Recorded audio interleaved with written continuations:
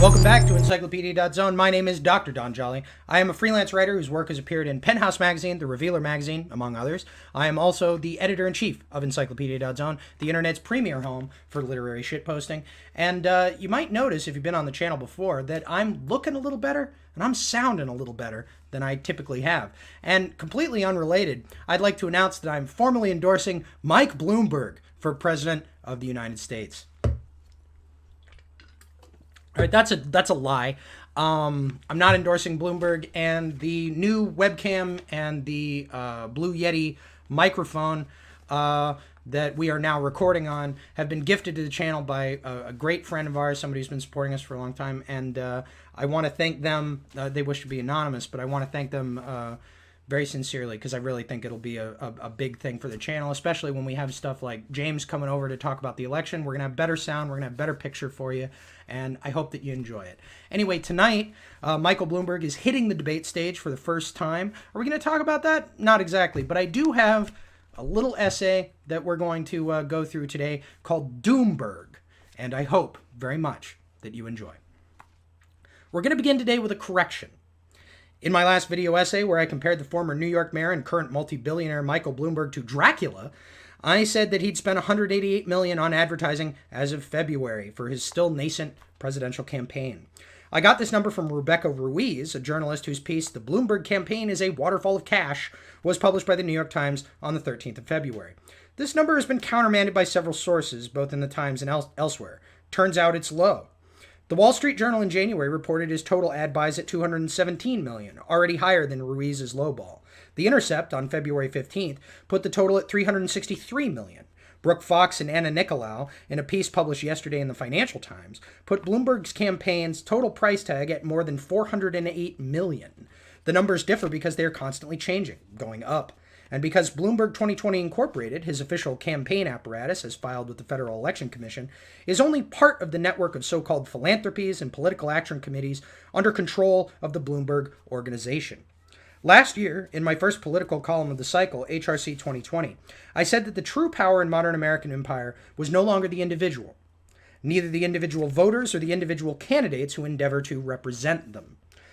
True American power was in the hands of collectives, I concluded.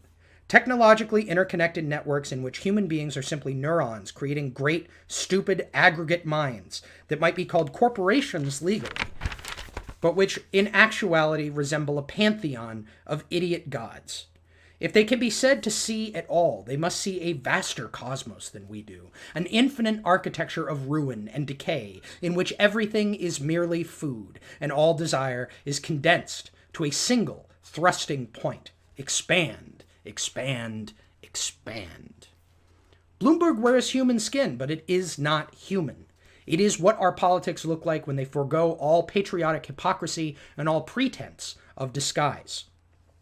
Bloomberg 2020 is a corporation running for president directly, right out in the open, and the press loves it. On Monday, the New York Times political section was dominated by Bloomberg.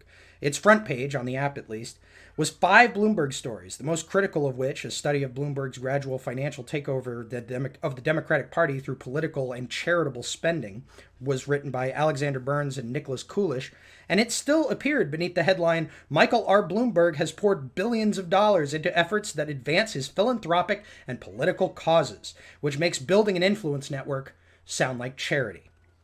Tonight, thanks to a last-minute rules change by the Democratic National Committee enacted in January, he will appear on a debate stage with the other candidates for the first time.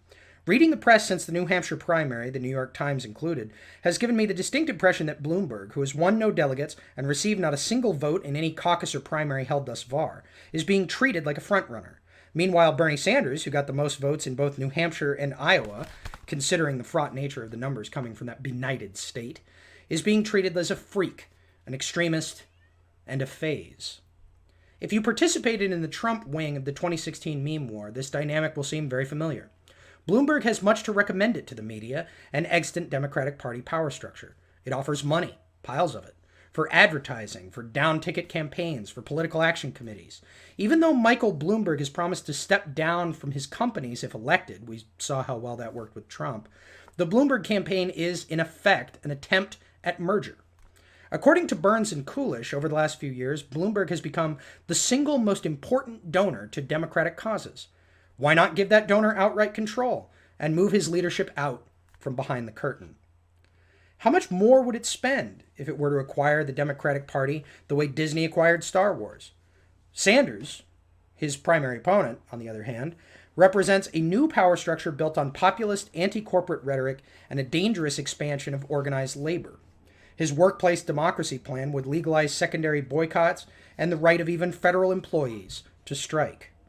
This fledgling party, the Democratic Socialists, currently exists within the Democratic Party as a whole, as a subsection. It's rich too, but its money comes from small donations collected en masse digitally. Given the choice between these two possible futures, the Democratic Party and the corporate media has a clear preference for the former. Whatever happens tonight, tomorrow we will hear that Bloomberg won. Bloomberg won as soon as his ad buys got big enough to inspire salivation in the boardrooms of Fox and NBC, not to mention their local affiliates. But as I said, this is a familiar dynamic to anyone who was memeing for Trump in 2016. Bernie has a new, inherently technological infrastructure behind him and inspires disgust and dismissal in the mainstream press. He is limited, a long shot, a freak, and this, surprisingly, is a position of power. Recently on Twitter, the journalist Michael Tracy said that this attention on Bloomberg made him want to crush the billionaire with a monster truck. I don't think we need to go that far. It's an open question how much television advertising is worth these days. Trump spent very little on it in 2016 compared to his rival, Hillary Clinton. He still won. In fact, he spent about half of what Clinton did on his whole campaign, and again, he was victorious. Trump was vilified in the press. His campaign, like Bernie's, was repeatedly eulogized, and he won. There is great utility in having the shit posters behind you, and in 2020, that advantage clearly belongs to Bernie Sanders. So much so that the press is forcing him to apologize for it repeatedly. I lived through 2 years of the Bloomberg administration in New York, his final two, from 2012 to 2013. The main impression I have of those years comes from parties I used to go to in Long Island City, on the East River in Queens, facing Manhattan. Thanks to Bloomberg's rezoning, these former industrial neighborhoods have become home to high-rise apartment homes, fancy grocery stores, and extensive public parks. From whatever wasteland they were before, they had become nests for young professionals, often those sharing 2 incomes but without children. They would flex on one another, I recall, by comparing the veterinary maladies of their animals. The sicker the dog, the richer the family, and so these bright young go-getters would spar with their animals' diseases and collapsed breathing tubes and debilitating allergies. Bloomberg was approved of in these circles. He had built their neighborhoods and took credit, at least, for attracting their employers. Champagne flowed freely, and in the summer of 2013, when Baz Luhrmann released his film version of The Great Gatsby, everyone in those glass and steel monoliths threw theme parties based on the movie with zero self-awareness. This was the defining feature of the Bloomberg years. None of it could last, though. As it turned out, all my young professional friends were one bad year, in some cases one bad month, from displacement. The troubles came in their time, and the towers of the new city, Bloomberg City, cared not when their old occupants were ejected and fresh meat delivered. Bloomberg's years were a fever of excitement, an explosion of pleasure, provided you were white, and provided you were of use to the inhuman forces which ruled that strange metropolis. But what is useful today is not always useful tomorrow, or in a week, or a year. On December 18, 2013, Mike Bloomberg gave his final speech in the office he had held for 12 years. It was to the Economic Club of New York.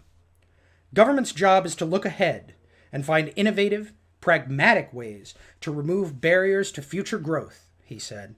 But there is one barrier to growth that has been particularly difficult to scale, and it is especially dangerous to ignore. I'm talking, of course, about the explosion in the cost of pension and healthcare benefits for municipal workers.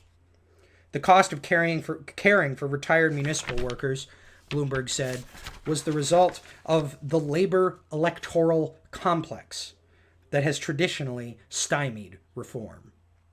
A conspiracy of unions and votes that is holding back America's great urban centers, and thus America itself, from realizing the full potential of its marketplace. The future that most elected officials worry about is their own, continued Michael Bloomberg. But we cannot afford for our elected officials to put their futures ahead of the next generations and continue perpetuating a labor electoral complex that is undermining our collective future. We need to look ahead to address the needs of tomorrow instead of being prisoners to the labor contracts of yesterday. Bloomberg's future is a future of human disposability, where one is valued only as a unit of production and where the old and the sick, even if they have been productive for years, are nothing but an apocalyptic drain.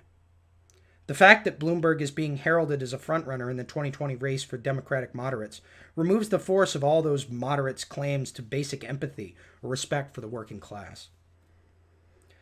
That the party and the media are willing to so openly dispense with these illusions, so central to their arguments against Trump, is a symptom of a great and rapidly metastasizing fear. I'm not scared of Michael Bloomberg and his billions and his media coverage. But the embrace of Bloomberg shows that the college of institutions he epitomizes are afraid of Sanders and the collective that he represents. My advice is not to be scared of this unprecedented corporate intervention in the race. It is itself a symptom of a fear that is all too familiar to the shitposters. This is the desperation of a power structure falling inward, unveiling itself as its panic mounts higher and higher and progresses inevitably towards a variety of suicide. So tomorrow, when you read that Bloomberg has won the debate, that he seems pragmatic, that he is a problem solver, keep in mind that everyone advancing that narrative has been backed against a wall. Amy Klobuchar and Pete Buttigieg, the two moderates feted by the media and the DNC, are going to collapse in Nevada and South Carolina. Buttigieg keeps faking black endorsements and getting caught, which should affect his chances in the latter, and Klobuchar, who cannot even name the president of Mexico, has limited prospects in the former. Bernie keeps doing better and better in national polling. His ceiling, despite what the media says, is practically unlimited. But the television will never support him, never puff him up, which makes it more important than ever that those of us who post shit online and who think a Bernie victory would be productive, or at least funny, must pool our resources together and run a successful counter-messaging campaign. I hasten to add that it has been done before. Anyway, that's our short essay today, and don't get too freaked out about this debate, man. I know that it's a doomy kind of prospect, but maintain, post shit, and we'll have a fucking good time with this thing. And if you like what we're doing here on the channel, go to patreon.com/HRC2020. Every donation really helps. And we're going to have another video later this week. And we got an update incoming on encyclopedia.zone. If you like our political stuff, get ready because a lot more of it is in the pipe. We got a nice long read coming for you. And I hope you have an excellent night.